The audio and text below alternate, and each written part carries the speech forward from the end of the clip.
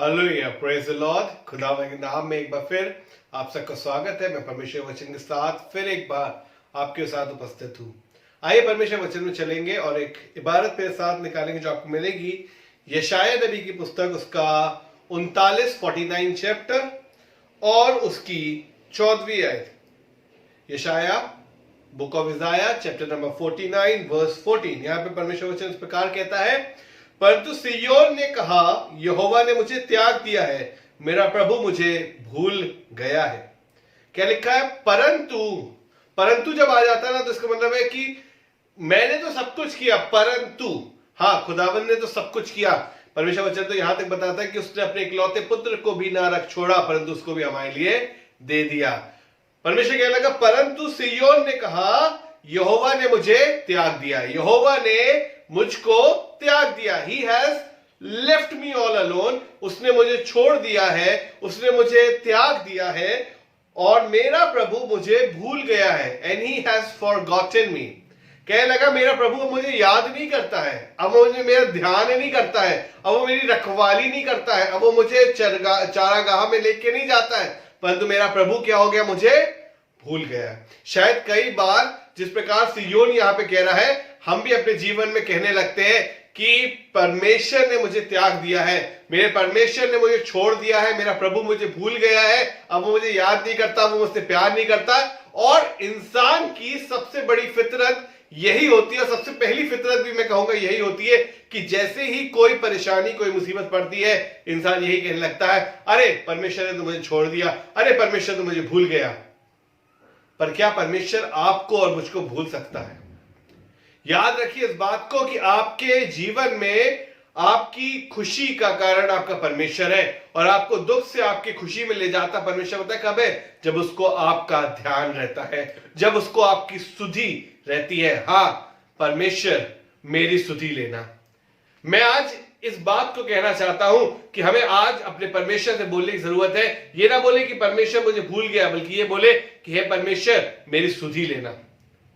आप देखिए परमेश्वर ने लोगों के जीवन में कैसे कैसे कार्य किए हैं जब उसने लोगों की सुधि ली है। मेरे साथ आप निकाल सकते हैं पहला शमूएल उसका 2 अध्याय और उसकी पहली और दूसरी आयत। पहला शमूएल उसका 2 अध्याय और उसकी पहली और दूसरी आयत। यहां पे हन्ना के बारे में दिया हुआ है और हन्ना यहां बहुत खुश है।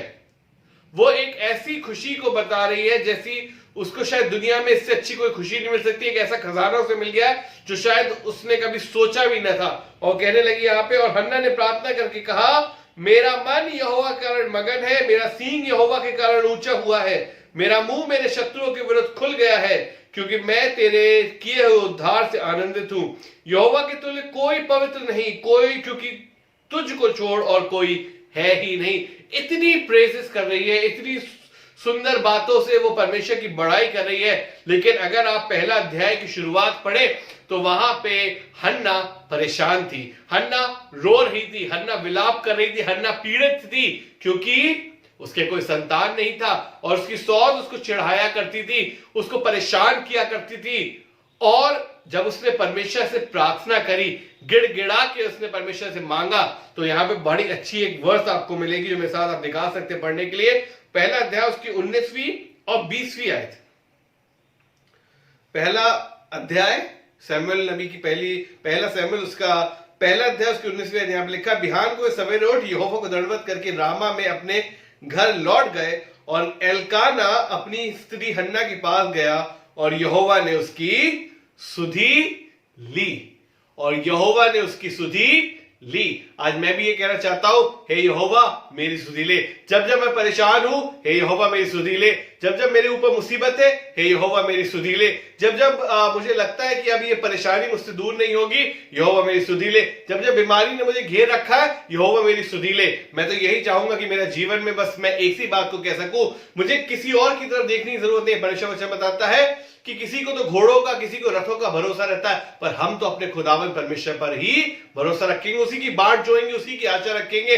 मैं अपनी आंखें पर्वतों की ओर उठाऊंगा, मुझे सहायता कहां से मिलती है? मुझे सहायता मेरे यहोवा की ओर से मिलती है। और वो मेरे मुंह को कभी काला नहीं होने देगा, मेरे मुंह पे उदासी नहीं छाने देगा, मेरे मुंह को विचलित नहीं होने देगा, क्योंकि परमेश्वर सुधि लेता है। एक बार की बात और है इसमें, अगर आप मेरे साथ पढ़ ले उत्पत्ति की पुस्तक उसका 30 अध्याय 30 chapter, book of genesis chapter number 30 और उसकी 22वीं आयत। यहाँ पे इस प्रकार लिखा है, राहब के बारे में दिया हुआ है यहाँ पे, वहां पे इस प्रकार लिखा हुआ है, राहेल के बारे में दिया हुआ, राहेल के बारे में इस प्रकार लिखा है, उसकी 40 जेनेसिस चैप्टर नंबर 30 उसकी 22 वर्स पढ़ रहा हूं मैं आपके सामने। इस प्रकार लिखा है, और परमेश्वर ने राहेल की भी सुधि ली और उसकी सुनकर उसकी कोख खोल दी। परमेश्वर ने क्या किया?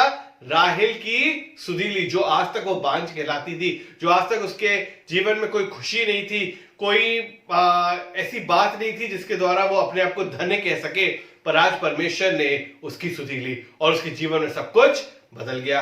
मेरे साथ निकाले इसी उत्पत्ति की पुस्तक में उसका 8वां अध्याय, जहां पे नूह के बारे में दिया हुआ है। पूरा दुनिया जल प्रलय में डूब चुकी थी, पूरी दुनिया में जल प्रलय आ चुका था, सब कोई नाश हो चुके थे। परमेश्वर वचन बताता है कि जैसे नूह के दिनों में हुआ था वैसे ही अंत के दिनों में भी होगा। और सच बात है, आज के समय में अगर आप देखो तो पूरी दुनिया किसी न किसी बीमारी में, किसी न किसी परेशानी में डूब चुकी है, पर परमेश्वर ने नूह की कश्ती की तरह आपके जीवन को और मेरे जीवन को बचा रखा है, हमारे जीवनों को सुरक्षित कर रखा है। और आज सच बात है, ये नूह के दिन है और जिसमें हमें परमेश्वर से यही मांगना है जो परमेश्वर ने नूह के साथ किया था। नूह भी तो किश्ती में था, कोई आसरा नहीं था, कोई ठिकाना नहीं था, सब लोग किश्ती के अंदर थे, वो जानवर किश्ती के अंदर थे। पर यहाँ 8वां अध्याय जेनेसिस चैप्टर नंबर 8 वर्स 1 इस प्रकार कहती है, और परमेश्वर ने नूह की और जितने बनेने पशु और घरेलू पशु और उसके संग जहाज में थे उन सबों की सुधि ली, और परमेश्वर ने पृथ्वी पर पवन बहाई और जल घटने लगा। परमेश्वर ने उनकी क्या करी? सुधि ली। आज परमेश्वर से मांगे, हे परमेश्वर मेरी भी सुधि ले। जब तू उन जानवरों की सुधि ले सकता है तो मेरी भी सुधि ले। जब तू गौरैयों को खिला सकता है तो मेरी भी सुधि ले। जब तू घास को इतना अच्छा कपड़े पहना सकता है तो मेरी भी सुधि ले। हे परमेश्वर तू मेरी सुधि ले। और मैं सच बताना चाहता हूं, जब हमारी प्रार्थनाओं में ये प्रार्थना हो जाएगी कि हे परमेश्वर तू मेरी सुधि ले, मैं किसी और तरफ नहीं देखूंगा, मैं किसी और की तरफ निगाहें नहीं करूंगा, किसी और के सामने घुटने नहीं टिकाऊंगा, मैं तो परमेश्वर यही प्रार्थना करूंगा कि तू मेरी सुधि ले। तो मैं आपको बताना चाहता हूं, इसी यशाया में जहां से हमने शुरुआत की थी 39 अध्याय 49 चैप्टर, उसकी जगह अगर आप 44वें अध्याय में चले, यशाया की पत्री, Isaiah, book of Isaiah chapter number 44, और अगर मेरे साथ उसकी आप निकाल ले 21वीं आयत, book of Isaiah chapter number 44 उसकी 21वीं आयत, यहां पे इस प्रकार लिखा है, हे याकूब, हे इस्राएल, इन बातों को स्मरण कर, तू मेरा दास है, मैंने तुझे रचा है। हे इस्राएल तू मेरा दास है, मैं तुझको ना बिसराऊंगा, मैं ना तुझको भूलूंगा ना तुझको बिसराऊंगा। आई विल रिमेंबर यू, मैं तुझको हमेशा याद रखूंगा। आज खुदा भी आपसे यही कहना चाहता है कि अगर तू मुझसे प्रार्थना करेगा, हे परमेश्वर में सुधि ले, तो मैं तुझे वादा देना चाहता हूं कि मैं तो ना तुझे छोड़ूंगा ना कभी तुझे त्यागूंगा, मैं तुझको बिसराऊंगा नहीं, तुझको भूलूंगा नहीं। I will not forget you, I will remember you, because you are born from me. आज तू मुझसे पैदा हुआ है। इस क्रिसमस सीजन में मैं आप सबको बताना चाहता हूं, अगर आपके जीवन में आज तक अंधकार है, मुसीबतें हैं, परेशानियां हैं, आपको लगता है कि हर तरफ अंधेरा है, मुसीबतें हैं, इस पेंडेमिक के दौर में हम कहां किस तरह से क्रिसमस मनाएं, तो मैं आपको बताना चाहता हूं, परमेश्वर से यही प्रार्थना करें, हे परमेश्वर में सुधि ले, और वो आपके विलाप को आपके गीत में, एक उत्साह के गीत में, एक अच्छे गीत में आज बदलने में तैयार है। परमेश्वर आप सबको आशीष दे। बस परमेश्वर से प्रार्थना करें, हे परमेश्वर मेरी सुधि ले। परमेश्वर आप सबको आशीष दे। Praise the Lord.